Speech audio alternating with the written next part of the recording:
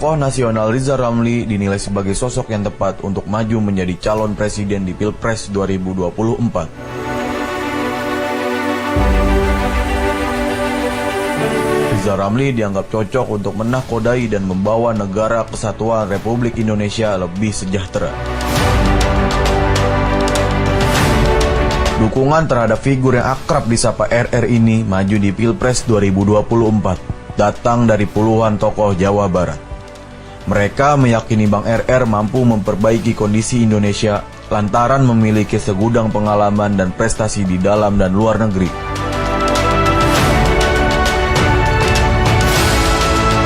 Tokoh Pasundan ini terdiri dari berbagai kalangan, mulai dari kaum intelektual, budayawan, purnawirawan, tokoh pergerakan mahasiswa angkatan 66 dan 78, hingga sejumlah pengusaha menengah. Termasuk pula para guru honorer, ibu-ibu rumah tangga, mantan wartawan, dan para aktivis yang tergabung di dalam Komite Peduli Indonesia.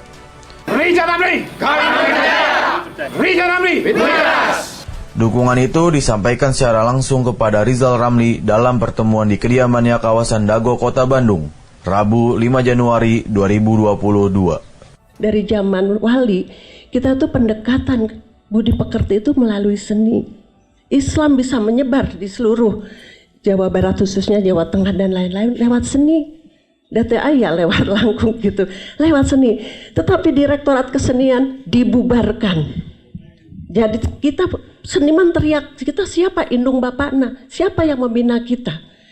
Nah, untuk ke depan mudah-mudahan Direktorat Kesenian Budaya yang sudah lama itu dibangun ini kembali. Guru-guru kesenian, guru-guru Sunda, bahasa Sunda, bahasa lokal mungkin juga di daerah lain diangkat kembali. Dan peradaban kita itu kan di kearifan lokal kita, Indonesia, di budaya kita. Kita disebut negara maritim, betul. Apakah maritim telah menjadi betul-betul nenek moyangku orang pelaut? Betul tidak? Tidak. Kita negeri budaya, betul enggak? Budaya sudah menjadi kalah kapunten ya dengan banyak teman-teman yang beragama Islam. Entong berkesenian haram, gitu kan? Dan lain-lain. Kita negara katanya agraris, betul tidak? Semua orang sudah hidup, semuanya mau bertani. Setelah selesai sekolah pertanian, jantan pegawai bank. Begitu mungkin Pak, jadi banyak sekali keprihatinan yang harus ditata kembali dari. Makasih. Wassalamualaikum warahmatullahi wabarakatuh. Seperti matahari senja, warna merah muda. Perahuku pun berlabuh di telukmu dan tak akan pergi-pergi lagi. Ada yang memanggilku di luar, tapi tak kupedulikan. Tak kuacuhkan yang melambaikan tangan, sebab suara dan lambaian tangan itu bukan milikku. Jadi Rizal Ramli cocok menjadi nahkoda Bahtera NKRI. Kenapa saya mengatakan bahwa beliau cocok untuk menjadi nahkoda? Karena saya pernah menulis bahwa negeri kita ini adalah sedang dilanda tsunami mental dan ideologi. Dalam pelayanan saya setiap hari itu melayani pasien-pasien adiksi, itu sangat luar biasa sekali. Kita tidak bisa berperang dengan bandar narkotika nasional karena kita harus impor Duterte ke sini. Dan kita tidak bisa berperang dengan para pengkhianat karena kita harus mengimpor Honasan ke sini. Ya, itu seperti itu kira-kira. Karena saya bicara ini berdasarkan fakta pelayanan dengan Pak Hernawan di lapangan seperti itu. Jadi memang ke depan kita butuh, Bahtera ini butuh seorang nahkoda. Nahkoda yang mampu melewati tsunami tadi. Karena tsunami-nya sudah megatrust. Megatrust. Kalau mu'alim dan ABK-nya tanpa talent, tanpa attitude, tanpa skill, tanpa kompetensi, ya bukan seperti orang-orang yang punya keahlian khusus. Itu sangat sulit sekali untuk mencapai negeri yang baldatun toyibadun warobun gopur. Sangat sulit sekali. Maka saya ingin ke depan, mohon izin, kita mungkin harus kalau memilih ABK itu harus sesuai dengan talentnya. skillnya, attitude-nya, dan kompetensinya. Jadi jangan sampai nanti ke depan ada ABK yang pasiennya Pak Ernawan atau pasien kami yang cenderung psikopat ya, Ya, jelas kenapa? Karena mereka nggak punya empati. Tidak punya empati itu pasti itu gangguan kejiwaan, gangguan cenderung yang psikopat itu. Tidak punya empati kan, dalam kondisi yang sangat sulit begini mereka berpesta fora. Istilah kami teknik ya, tadi teknik ada utang yang disembunyikan gitu ya, dan seterusnya gitu kan, itu sangat sulit sekali itu untuk ke depan menghadapi hal-hal yang seperti itu. Dan yang pertama dilakukan adalah bahwa bahtera NKRI ini adalah bahtera yang luar biasa, bahtera yang harus dijaga. Nah sebelum naik ini ABK harus ada litsus. Litsus itu harus diutamakan gitu. Jangan sampai ada ada orang yang menyusup ke dalam. Maka kita bukan hanya otak kiri dan otak kanan yang harus kita fungsikan, tapi prefrontal cortex. Prefrontal cortex itu di setiap manusia ada namanya radar EFF, Identification Friend or Foe. Ya itu, mari kita di sini mungkin kita aktifkan radarnya supaya nanti ke depan bisa mengetahui di mana ada gunung es, di mana ada jurang dan seterusnya. Ya sekedik seratan simkuring kados nyerat. Sanes narasi minten tapi mah provokasi. Adakah di luar sana negeri lain yang secantik negeri kita selain Indonesia? Negeri yang memiliki tanah subur yang telah diperjuangkan oleh para leluhur. Negeri dengan pegunungan yang saling berdampingan, air yang tersenyum bening, pohon, rumput, dan alang-alang yang saling berjabat erat. Angin sejuk yang menghembus menyegarkan jiwa, negeri yang memiliki matahari yang tak menyengat. Negeri dengan gerimis serta pelangi yang penuh dengan inspirasi. Adakah negeri lain yang memiliki kekayaan budaya seperti negeri ini? Negeri yang dikaruniai oleh Sang Pencipta dengan kekayaan alamnya yang sangat melimpah. Betapa sayangnya Sang Pencipta terhadap negeri ini. Kita adalah bangsa yang pernah dikenal dengan keramah tamahannya, tapi kini telah berubah menjadi bangsa yang mudah marah, tanpa arah, tanpa menyentuh akar masalah. Bangsa yang dulu saling berjabat erat, kini menjadi bangsa yang saling hujat dan berdebat dengan saudara sejawat. Apa yang salah dengan akal kita? Apa yang menutupi nurani ini? Kemanakah moral yang selama ini dijaga dengan sakral? Apanya yang salah? Masih pantaskah kita menyebut bahwa kita adalah bangsa yang terhormat? Sementara mereka tertawa terbahak-bahak karena kita semakin sesak dan terdesak hingga habis tanah yang berpetak-petak. Mari satukan tekad bahwa kehormatan bangsa ini harus dijaga dengan ketat. Assalamualaikum warahmatullahi wabarakatuh. Sampurasun. Yes. Saya terharu bisa ketemu teman-teman lama. Generasi kami 778 memang unik. Ratusan di penjara di seluruh Indonesia, Makassar, Surabaya, Jogja, Bandung, Palembang, Aceh, Medan. Memang ada yang cuma sebulan, ada yang cuma 2 bulan, ada yang 3 bulan. Ada juga yang belum tahu kalau berurusan sama tentara, jangan debat atau diskusi dengan kopral. Teman kita yang pada sok jago bantah-bantah nama kopral, ya digebukin. Kalau mau bantah mesti sama perwira. Mereka takut juga kalau itu. Tapi kalau sama kopral mah jangan. Bisa bonyok. Nah, itu juga kejadian bersejarah karena untuk pertama kalinya kampus ITB dan Gajah Mada diduduki tentara. ITB hampir 3 bulan. Belum pernah terjadi. Saya ingat waktu itu Pangdam 6 Siliwangi, Pak Himawan Sutanto nggak mau nyerbu kampus ITB. Akhirnya diakalin lah supaya dia diwawancara TV. Waktu dia diwawancara TV, masuk tentara yang didatangkan dari bekas Timur Timur, dari Jawa Timur, buat masuk kampus ITB. Ya, karena beberapa perwira Siliwangi itu betul-betul nggak bisa terima mahasiswa sama tentara Siliwangi kan dekat sekali. Kok bisa diperintahkan dudukin kampus ITB selama 3 bulan? Kejadian itu juga dibukukan oleh Profesor Ben Anderson di Cornell, diterjemahkan ke dalam bahasa Inggris, kemudian diterjemahkan ke dalam 8 bahasa lain.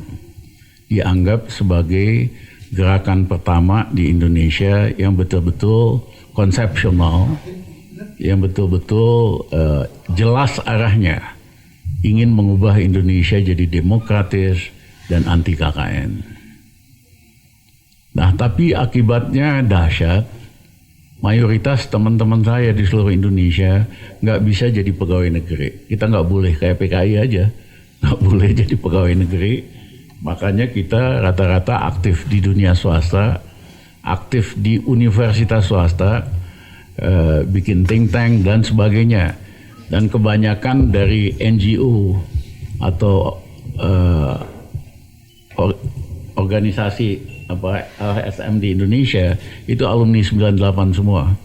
Misalnya yang besar itu SKP, Walhi, lain-lain, itu semua aktivis-aktivis 78 karena kita nggak bisa jadi pegawai negeri. Nah, yang kedua, saya juga konsisten. Sehabis reformasi selesai, Amin Rais kepengen banget saya jadi salah satu ketua dari PAN. Karena ADART PAN saya yang edit bersama Dr. Arif Ariman. Kami nggak bersedia karena saya tetap mau independen. Saya malah bujuk Dr. Arif Ariman almarhum untuk jadi salah satu ketua PAN awal berdirinya. Kemudian Bang Taufik Kimas dari PDIP bujukin saya juga, Rizal kamu masuk PDIP aja. Iya kan, kamu jadi salah satu ketua. Saya juga terima kasih. Saya nggak mau masuk partai karena saya tahu kalau masuk partai harus ikut kulturnya partai gitu. Dan mohon maaf, banyak partai-partai di Indonesia kurang amanah. Jadi kalau kita ikut kultur partai ya kita ikut rusak gitu. Yang ketiga, Gus Dur panggil saya, dia bilang, Rizal kamu harus jadi salah satu ketua PKB, terserah kamu mau jadi ketua apa saja, yang penting kamu jangan gantiin gua, kata Gus. Kami juga nggak mau, ya supaya bisa tetap independen, bisa antara hati, pikiran dan kata itu satu garis gitu. Mohon maaf kalau saya masuk partai, hati kita gimana, kata kita gimana, ya kan, nggak gampang lah. Nah, yang kedua yang jadi beban saya dan beban kita semua dari sejak mahasiswa, saya itu nggak terima kok bisa negara yang paling kaya di ASEAN 10 ini, negara yang hujannya banyak banget sampai banjir, mataharinya luar biasa, kok bisa mayoritas rakyatnya masih miskin? 40% belum pernah menikmati arti kemerdekaan. Otak saya nggak bisa terima, hati saya nggak bisa terima. Itulah kenapa saya kalau di luar sistem kita perjuangkan sesuatu, kalau di dalam kekuasaan bisa lebih cepat kita lakukan. Namanya aja punya kuasa. Tapi nggak, di luar pun kita dan kawan-kawan nggak pernah berhenti Tadi Tito jelaskan, waktu mahasiswa aja kita perjuangkan undang-undang wajib belajar 6 tahun. Pemerintah dengar 3 tahun kemudian, sehingga 8 juta anak SD yang tadinya nggak mampu bayar masuk SD bisa sekolah. Waktu saya di luar, saya bersama dengan serikat pekerja, kita pengen Indonesia itu punya social security system, sistem jaminan sosial. Negara kesejahteraan itu punya itu. Itu kita berjuang 2,5 tahun. Demo puluhan ribu, hampir ngedudukin gedung DPR, bikin testimoni. Karena kalau di luar itu nggak mungkin dengan satu pernyataan, satu kegiatan sukses nggak ada ceritanya. Itu 2,5 tahun. Kita nggak habis-habis, akhirnya pemerintahan SBY nyerah, dibikinlah undang-undang BPJS. Tapi SBY, dia kurangin funding buat BPJS itu, sehingga sampai hari ini ada masalah. Nanti kita benahin, nggak susah-susah amat kita. Supaya BPJS ini betul-betul bisa dinikmati manfaatnya oleh rakyat semua. Ya, kita aturin funding yang lumayan. Dan yang ketiga, bisa jadi lembaga keuangan paling kuat. Di Singapura, lembaga keuangan paling kuatnya Social Security System, Provident Funds. Itu yang membuat bisa rakyat biasa dapat subsidi apartemen, pendidikan, dan sebagainya. Kami juga pada waktu itu, kami Ketua Dewan Pembina Parade Nusantara, Asosiasi Kepala Desa seluruh Indonesia. Kita kumpulkan 500 kepala desa seluruh Jawa Timur di Malang, 400 kepala desa seluruh Jawa Tengah di Semarang, hampir 500 kepala desa Jawa Barat dan Banten di Banten. Karena kita ingin ada undang-undang desa, supaya desa itu bisa terima uang. Nah itu juga nggak mudah, butuh 2 tahun. Kepala desa pakai demo, pakai pernyataan, pakai macam-macam, kerjasama sama teman-teman di DPR. Akhirnya golah undang-undang desa, sehingga Pak Jokowi habis itu bisa bagi-bagi uang ke desa-desa di atas 1 miliar. Kalau nggak ada perjuangan dari kami, dia nggak bisa bagi-bagi uang itu, masuk penjara dia. Nah, saya penasaran, Indonesia bisa jadi negara hebat kok. Dulu semuanya kan kita semua sama-sama miskin di Asia Tenggara. $100 per orang, Malaysia $100, Cina bahkan lebih gembel dari kita, $50. Dalam puluhan tahun, Malaysia rakyatnya pendapatannya 3 kali dari orang Indonesia, makanya 3 juta orang miskin, orang Indonesia kerja di Malaysia. Korea udah negara maju dan lain-lain. Kita bisa. Nah ternyata tapi nggak bisa ngubah Indonesia kalau hanya jadi menteri-menterian. Ya, karena begitu bersinggungan sama yang kuasa, punya kepentingan, ya disikat. Saya kan sederhana, saya berantem sama itu reklamasi, cukong-cukong reklamasi, ya kan, dan sebagainya. Akhirnya dibujuklah Jokowi supaya mecat kita gitu. Masalah kita ini udah pabaliat, udah ruwet, kayak benang kusut. Nggak bisa dari bawah, harus benang kusutnya itu kepalanya ditarik ke atas, baru dia bisa berubah. Dan masih ada waktu, kita caut caranya, kita punya track record buat ngubah Indonesia, dan selalu pakai cara-cara out of the box, cara-cara yang nggak lazim.